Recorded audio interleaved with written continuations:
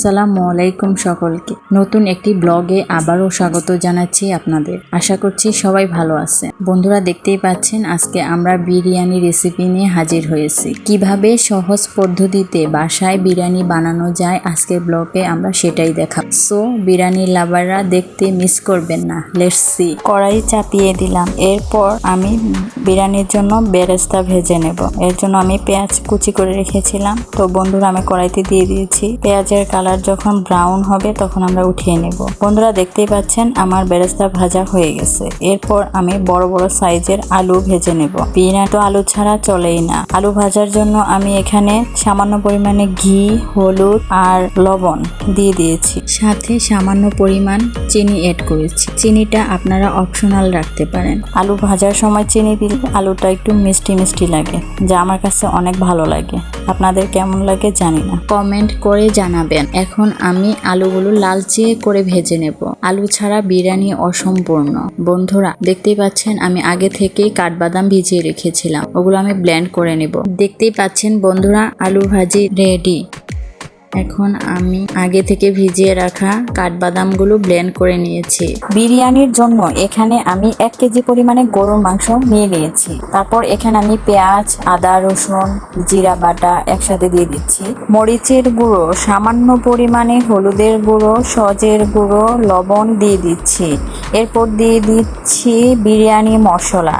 এখন দিয়ে দিচ্ছি দারচিনি, এলাচ, তেজপাতা, লবঙ্গ, শাহি জিরা সব একসাথে দিয়ে দিচ্ছি। এরপর বন্ধুরা, আলু ভেজে নেওয়ার সময় অবশিষ্ট তেল ছিল, ওইটা আমি উঠিয়ে নিয়েছিলাম।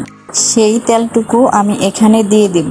এরপর দিয়ে দিচ্ছি পেস্ট করে রাখা বাদাম, টক দই। এখন ভালোভাবে সবগুলো মশলা মিশিয়ে নেব। টক দই আমরা বাসায় বানিয়ে নিয়েছি। মাংস মশলার সাথে ভালোভাবে মেখে নেওয়ার পর আমরা 2 ঘন্টার জন্য ম্যারিনেট করে রাখবো। 2 ঘন্টা ম্যারিনেট করে রাখার পর পেঁয়াজের বেরেস্তাগুলো দিয়ে দিচ্ছি। এবার চুলায় উঠিয়ে দিব। বন্ধুরা, দেখতেই পাচ্ছেন বিরিয়ানির জন্য মাংস কষানো হচ্ছে। এর মধ্যেই আমি আগে থেকে ভেজে নেওয়া আলু দিয়ে দিয়েছি। এইদিকে আম্মু বিরিয়ানির জন্য পোলাও রাইস কুকারে উঠিয়ে দিচ্ছে। বন্ধুরা, দেখতেই পাচ্ছেন আমাদের মাংস রান্না শেষ। এখন আমরা চলে যাব বিরিয়ানির পোলাওয়ের জন্য। আম্মু এখানে তেজপাতা, এলাচ, তেল, সামান্য পরিমাণে লবণ দিয়ে দিয়েছে। এখন পোলাওয়ের মধ্যে রান্না করে রাখা মাংস দিয়ে দেওয়া হচ্ছে। চাল হাফ সেদ্ধ হয়ে আসলে তখন মাংস দিয়ে দিবেন। এবার আরো অনেক কিছু দিয়ে দিব। বন্ধুরা, দিয়ে দিব এখন আলু বোখরা। আলু বোখরা আমার অনেক ফেভারিট। আপনাদের কেমন লাগে তা জানি না। এখন দিয়ে দিচ্ছি ঘি, সাথে দিয়ে দিচ্ছি কয়েকটা মরিচ।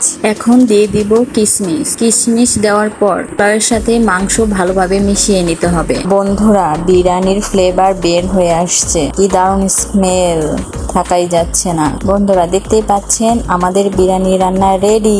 এখন পরিবেশন করার পালা।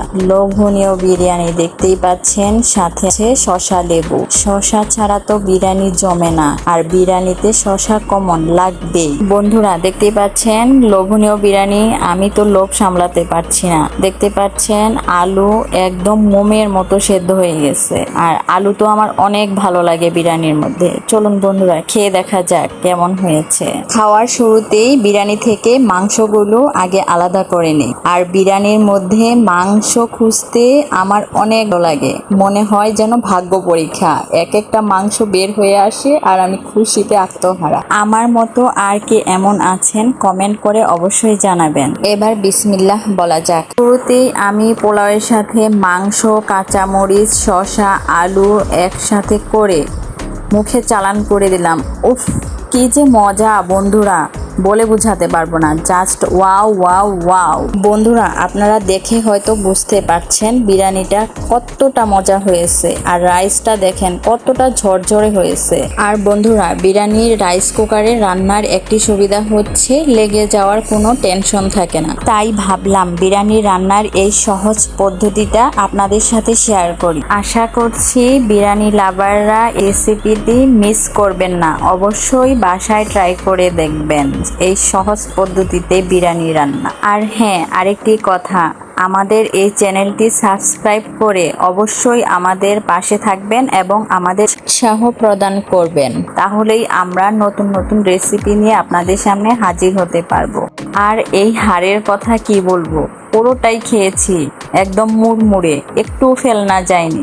এট লাস্ট বলবো বন্ধুরা, বিরিয়ানিটা সত্যিই একদম পারফেক্ট হয়েছিল। বন্ধুরা, এখানেই বিদায় নিচ্ছি, আল্লাহ হাফেজ।